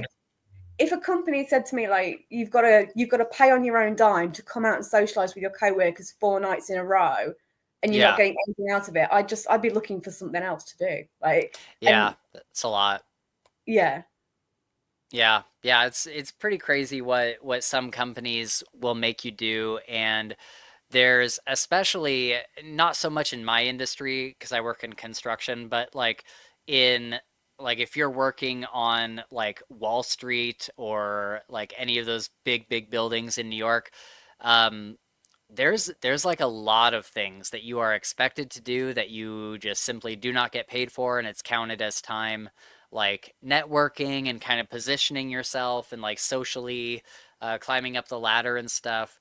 And a lot of that is not paid. It's just expected that you do it because like you're getting paid probably millions and millions of dollars, and if you have to work extra hours, then there's that. But then there's also the problem with crunch in the video games industry, especially here in America, where people will be putting in like 16-hour days. People will have like mattresses under their desks so they can go to sleep for 4 hours, wake up and keep coding. And so it gets pretty crazy. You're right. The work protection is not good. Yeah. I Which think I will say there are situations over here as well where you would do that kind of networking. When I do it myself for my own work, is I'll go out to events and network. What I think I find really objectionable is that the threat level that comes with it, where you are told if you don't go, there are going to be repercussions, and there is nothing you can do about it. Like if somebody said that there were repercussions because you refused to go to a work night out over here, they would just get laughed at because yes, it may affect your networking if you're someone whose job relies on it, like you say, like when you're in like investments and high level stuff. But for anyone else, like it's just you can't enforce that. Like right. yeah, Yeah. it's just so weird the difference. Like it's crazy to me. Yeah. Yeah, it sucks for sure. Is there any update on his thing? No, I did look, and there isn't. But Okay. Dang. Yeah, that stuff is tough. I would say, like, obviously, You are not the asshole. not the asshole, but yeah, it's just a rough fact of life working in the U.S., I guess. Okay, so I have one more here. okay, This one's kind of interesting. And I'm curious. I wonder what your thoughts on it are gonna be. So will I be the asshole? okay, So not am I the asshole, but will I be the asshole if I tell my husband's ex that she has to move out? Now, from the title, you would think that this is a very different thing from what you're about to hear. okay. I, 35 female, have been married to my husband, 37 male, for 1 year, but we've been together for 3. He has 2 children, a 6-year-old and 8-year-old from his previous relationship. We do not have any kids together. Their mom, Anne, 34, has 1 other child, a 4-year-old. They have a good co-parenting relationship, and Anne and I get along. The last week when Anne picked up the kids, we have week on, week off. She told us that the kids might need to spend a few weeks with us because her and her current husband are getting a divorce. The house is in his name. He had it when they got together, and she's been a stay-at-home mom for their whole relationship. She said she was going to stay with her sister, but they don't have enough room for all 3 kids. This is where it gets crazy. Okay. I jumped in before my husband could say anything and offered her the guest room and told her the girls can share a room here just like they do at their house. That way she didn't have to miss her time with the kids, and we could help with her daughter while she gets a job and gets things figured out. She thanked us and said she'd let us know when she would be moving out as soon as she could. My husband asked if I was 100% okay with it and that it would be fair basically asked if it would be fair to get her in here and then have an issue later. I told him I was okay and we'd work through anything that comes up. That was 3 months ago. She's lived with us for 2 months now and everything is great. It's actually better than great if I'm being honest. Having her here means that I don't have to take both kids to the store if I need something for dinner. Housework is divided between 3 people. She's gotten a job and isn't having to pay for childcare, which is about $700 a week in our area. Even though I told her she didn't have to, she was giving us $500 a month for bills. We'll wait for the update. I was talking to my sister and cousin at our early Thanksgiving, and my sister said I'm crazy for letting her stay with us, that I'm devaluing myself as a partner, and being an asshole to myself for allowing this to continue. My cousin agrees with her. She said the only reason his ex would agree to stay is if she still wanted to sleep with him, and him agreeing means that he wants it too. I don't see them behaving any differently than before, and I truly trust my husband, but now I'm starting to doubt my decision. Will I be the asshole if I tell her she needs to find somewhere else to live? Am I the asshole to myself if I don't listen to them and let her stay? What are your thoughts, Holly?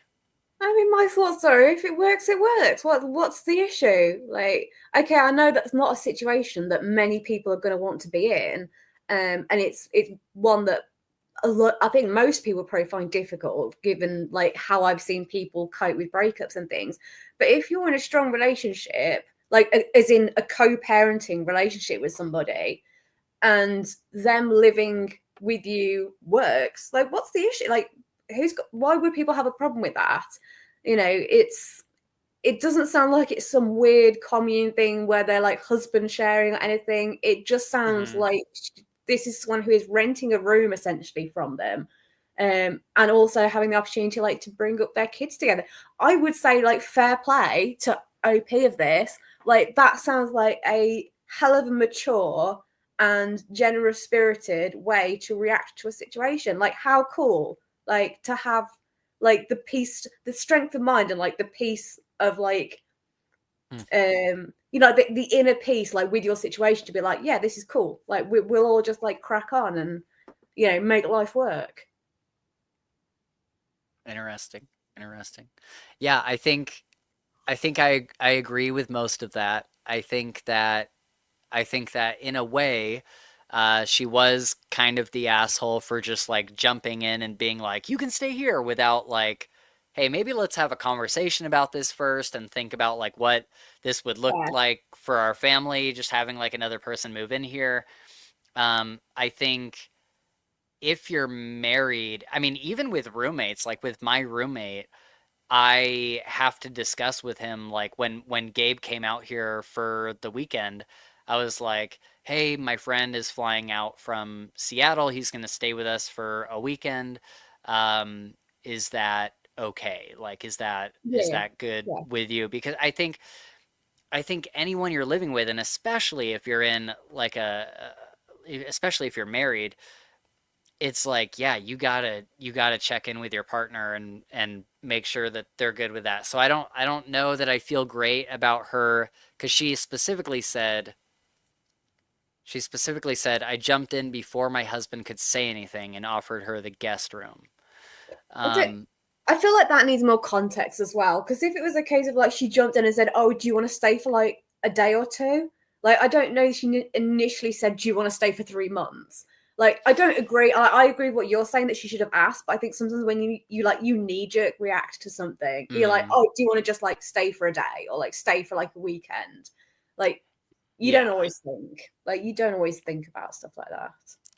Yeah, I don't know. I think she would have had to have assumed, though, because she said that way she didn't have to miss her time with the kids, and we could help her with her daughter while she gets a job and things figured out. She thanked us and said she'd let us know when she'd be moving out as soon as she could. Getting a job and like getting your first paycheck and everything, like that takes a while. Yeah, that's true. And so I think she would have had to have at least partially understood that this would be like at least like a month or so. And then when it goes on to 3 months, I'm kind of like, I'm the kind of person where like I would probably like never let anybody just like move in with me. Like I would probably never, I mean, unless like Gabe was in like a really tight position, like that's the only time I could ever think of letting someone just like crash on my couch. And so I guess this to me is kind of like just icky already. That's the thing, though. It is to us, but if it works for someone else, there's nothing wrong with it. And like, especially if she's like chipping in with housework, she's paying towards like bills and utilities. She's looking at. I'm not being funny, but it's like, what would be the difference between having an au pair, like to look after the kids? Yeah, like, that would still be a similar person in your house. Like, I get what you're saying. Like, it wouldn't work for me either. But if it works for them, like, why shouldn't they? Sure.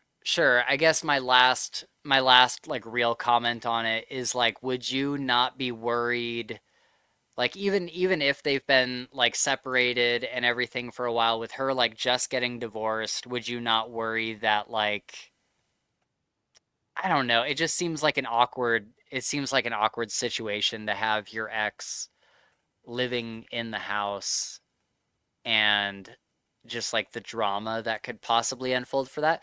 And like maybe there's no drama happening, and that's great, but for me, I would be like, I don't know. I would think twice about that, I think.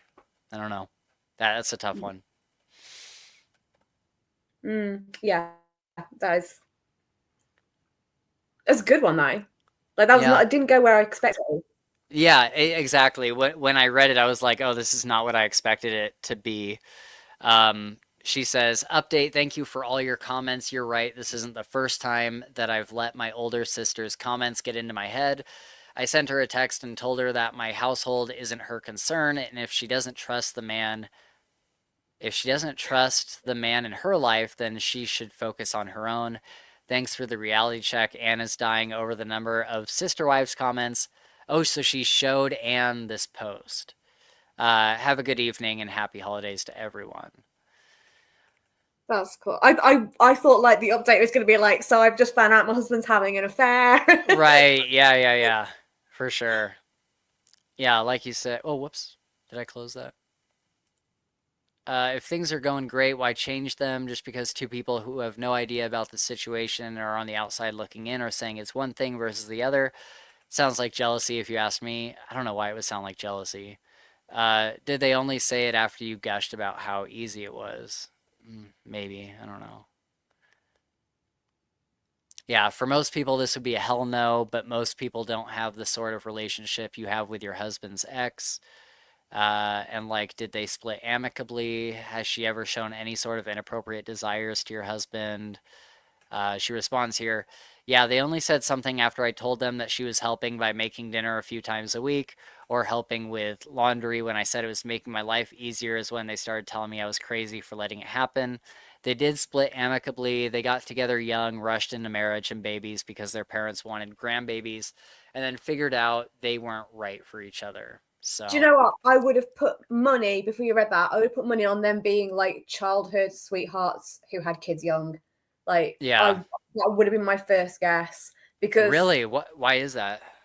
I mean, it just might be my like small bubble of experience, but I've found that a lot of the people I know who had kids super young, so like myself included in that, Mhm. they've gone on to have like very stable, mature relationships with their exes and like co-parent quite well. Interesting. Okay.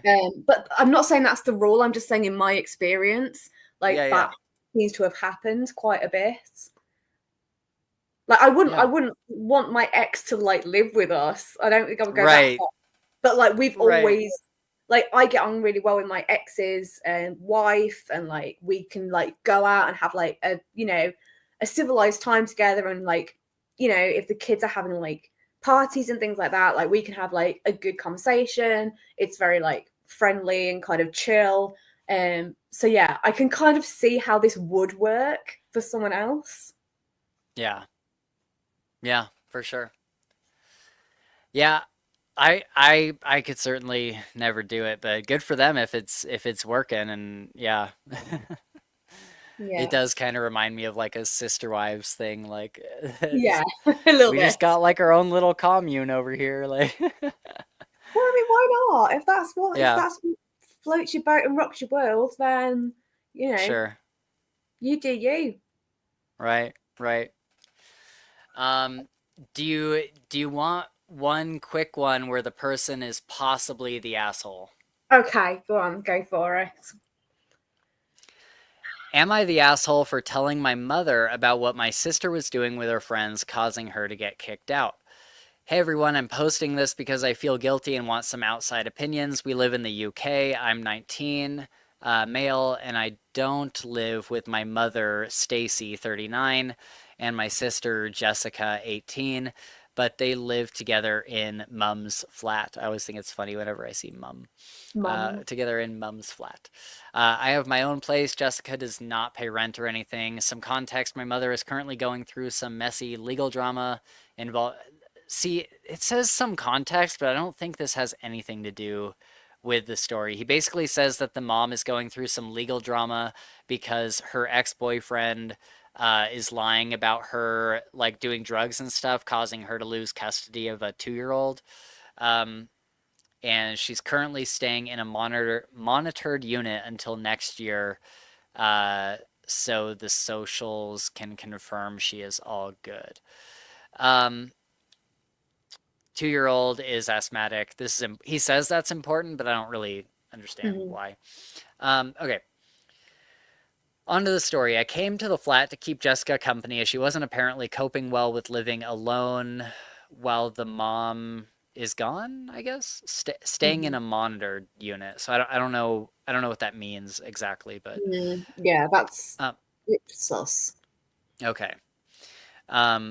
I came to the flat to keep Jessica company as she wasn't apparently coping well with the living alone. The first thing I noticed when I walked in was a boy I never met in Jessica's bedroom, sleeping in her bed. I was shocked but let it slide because I literally only just walked in the door after a 2-hour journey and he went home later anyways. My thing here is, why the fuck do you care? Yeah, like she's 18 in a flat on her own. Like what? Yeah. Yeah. Like, what? Okay. The next day, Mum called and asked Jessica to let her know if people are staying over. She didn't know the boy was there. She's just feeling uneasy or something. I don't know. Or if they're in the house and Jessica decided to argue with her over it instead of just accepting and apologizing. So after Mum hung up, I lectured her before we went on with our day. Here's the other. I feel like there's like a little bit of context missing here. But also, why would you lecture her about anything? Like, he's only 1 year older than her. Like, I think, to be honest, like reading similar things, there might be some like cultural context that's missing here. So I'm just guessing, but obviously, because the UK is so like diverse and multicultural, I do read these stories sometimes where it is coming from like someone who is of a more religious background or like a different like cultural upbringing. So sometimes there is like more of a focus like on, you know, not having like boyfriends or girlfriends before you're married and things like that. Okay. But again, if the daughter doesn't subscribe to that, then it's like, why is he putting that on her? I don't know. I'm just like, it doesn't always make a difference. So a little while later, we planned to go to a club. Here's the other thing. We planned to go to a club, and Jessica invited 2 friends over for pre-game drinks without telling Mom I didn't know this. Are clubs in the UK 18? Yeah. They are? Yeah. Can you drink at 18? Yes. Yeah. Oh, shit. Okay. Interesting. And they were hanging out in her room while I was playing games in the lounge. I eventually bought my entry ticket and went to Jessica's room to tell her when I noticed a massive cloud of weed smoke hanging in the air of the room. I was in disbelief and pretty much immediately called Mom to inform her, and she went mental. I love that word. I love it when people from the UK say mental. I think it's the funniest thing. It's such a perfect word for it. Jessica decided to argue with Mom about kicking the friends out, so Mom eventually broke and told Jessica that she's kicking her out and she's going to have to stay by our father, who isn't Claire's father, by the way. Okay. Jessica's fuming and isn't talking to me, and I feel really bad, but I honestly was going to go ballistic at her friends myself for the lack of respect, but I still want to know if I did anything wrong. So here's the thing. Like, if you're in your parents' house, like, maybe don't smoke weed in the bedroom, but I don't think that it's such an offense. Like you said, unless there's some like cultural distinction I'm missing, I don't think it's such an offense where it's like you go scorched earth and tell Mom everything when you're only a year older than this girl. It's not like you're her like, it's not like you're like in your 30s and she's an 18-year-old kid and you're trying to watch out for her. Like, you're in the same exact spot that she is. It's just it really rubs me the wrong way. I don't like this guy at all. What do you think? I mean, brother's clearly got no chill whatsoever. Yeah. I think it's difficult because I feel like there is so much context missing, and the fact that the mum is clearly, from the small snippet of story, going through something which from how it's written is really hard to understand. it could be like that this isn't normal behavior for the brother, and that maybe he is overcompensating and being over like protective and overreactive because he feels like oh, you know, the daughter's going to get out of control and she's going to go wild and stuff like that. It could also be that as much as like you say, oh, he's only a year older, like for some people, it won't come down to age, it will come down to gender and the fact that he is like an 18-year-old girl on her own doing these things, and he maybe feels like that's inappropriate, like in his opinion, and it's more to do with the gender than the age. But yeah, like it kind of sounds like this is a little bit of a messy situation, and maybe he's just trying to keep like a bit too much control over it.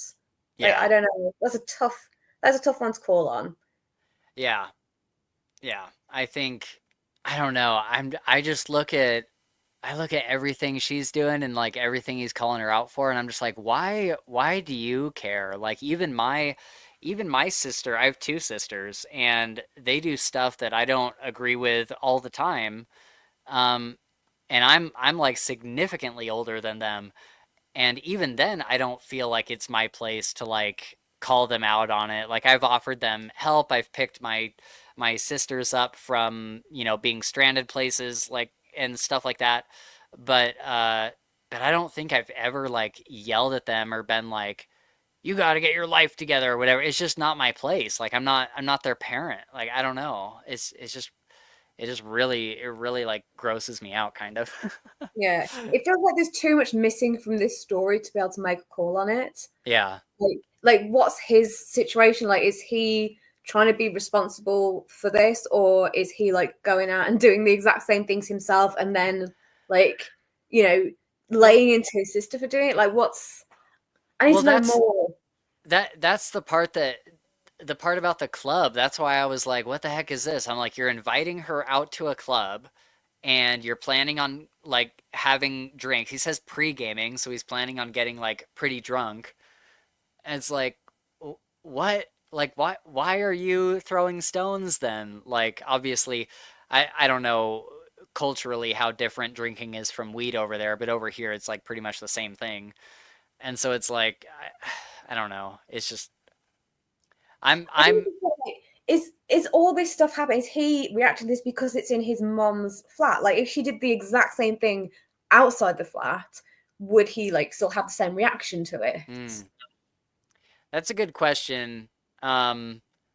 Maybe it's because I don't have a very charitable view of him. It kind of feels like he would be doing this either way. Yeah. But that might be my own bias. It might be my own bias. Yeah. I mean, I could understand it if it's coming from the point of view of like, this is my mom's place. I want it to be respected.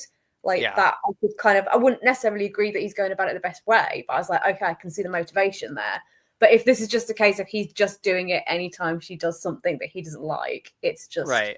And like, why ring the mom? I mean, the mom has clearly got shit going on. Like, just have an adult conversation and say it's not cool that you're doing this in this place. Exactly. Yeah. If you want to like be the adult in the house and like say what she can and can't do, then have an adult conversation and maybe don't get the popo involved right away. You know what I mean? Like maybe don't go scorched earth like right away. Because it kind of seemed like, it almost seemed like he was waiting to do it, because doesn't he say something about the boy that I was shocked, but I let it slide because I literally only just walked in the door. And then he says the next day mom called and asked her to let her know if people are staying over. How would she have any idea about that unless he had like let it, you know how you can subtly let something slide, like, oh yeah, Jessica and her friend were just hanging out, and you say it very casually and the mom's like, wait, her friend? Like, you know, I bet he did something like that. I bet he did something like that. Is there any updates on that one? That is a good question. Let's see. I don't know why this message is always here. That drives me nuts. Not the asshole. Your sister is doing drugs in the home. Okay. That's fair. That is fair. Yeah, I just don't consider weed a drug. I don't know. Light of your sister should be aware enough to keep them well away from the home. I mean, I do agree she shouldn't have been doing it in the house.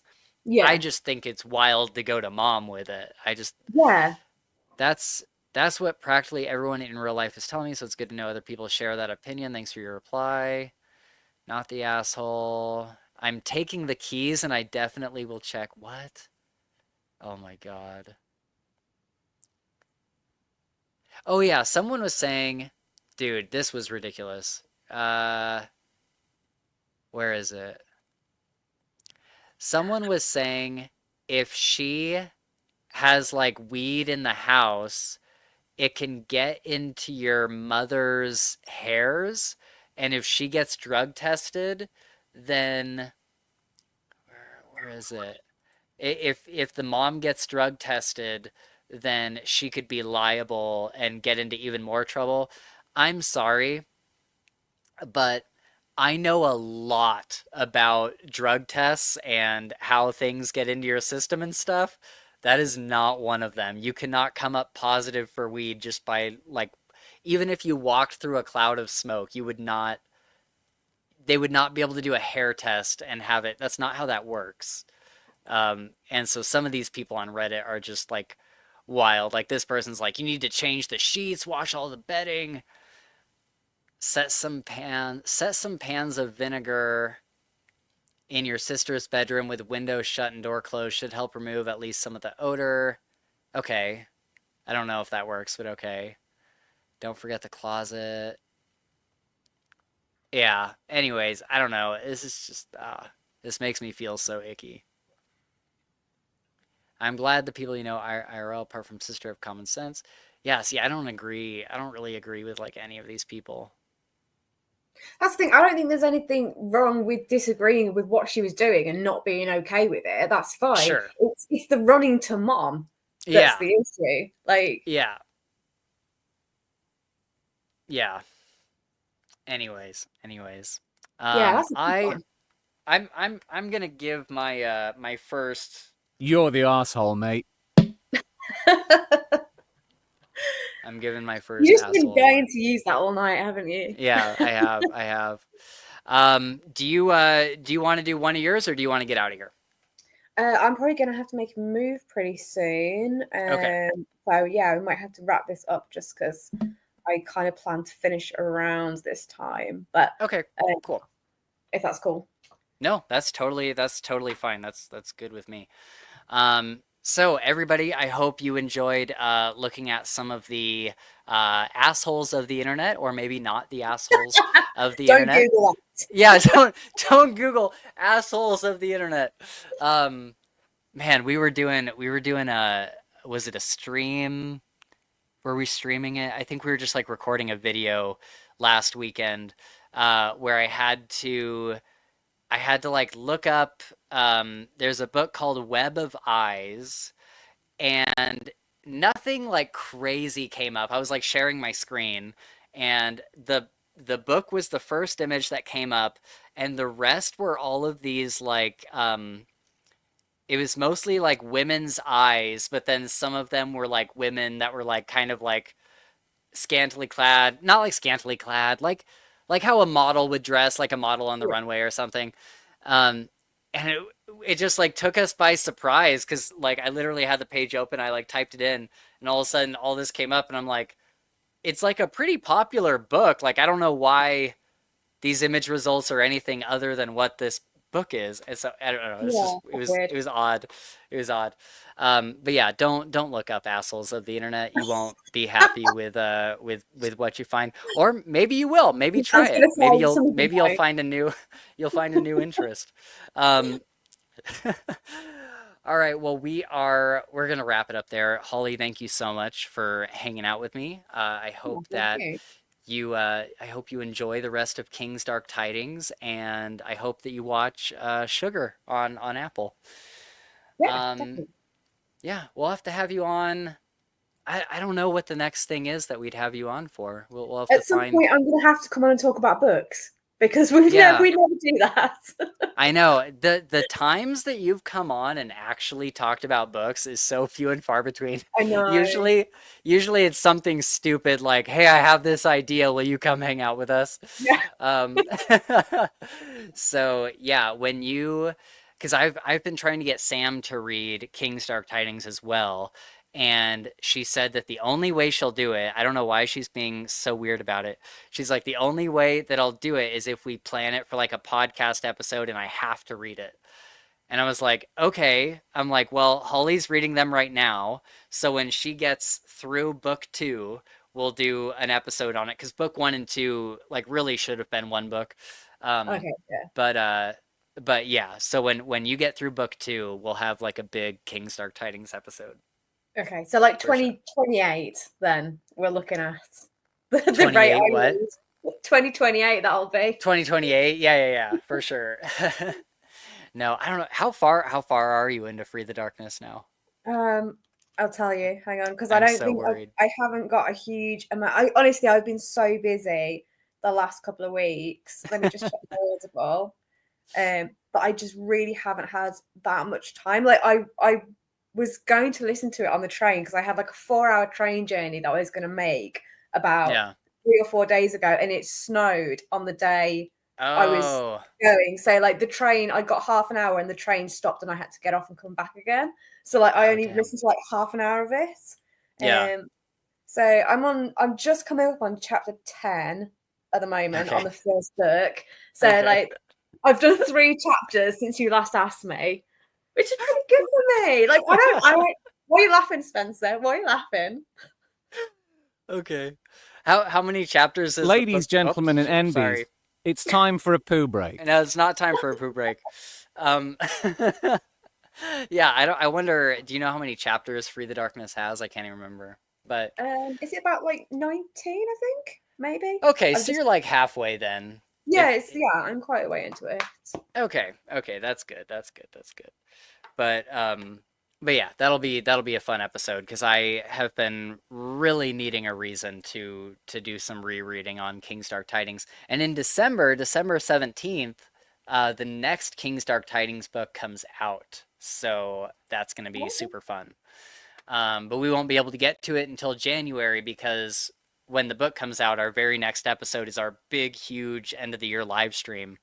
And then we're taking a break until first week of January. So anyways, way more context than anybody needs or wants.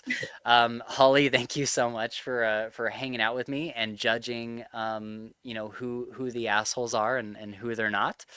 I had a great time, and it was good to have AJ here as well. By the way, guys, if all their links, I didn't say this at the beginning for some reason, but all their links are in the description, Holly's and AJ's. So go check out their books. They both write amazing grimdark. Even though AJ is taking his sweet time with it, they both write amazing grimdark. Yeah, don't you hate it when people take their time over writing the next book in a series? It's so annoying. I know. All right, guys, we'll see you later. Thanks for joining the stream. Bye.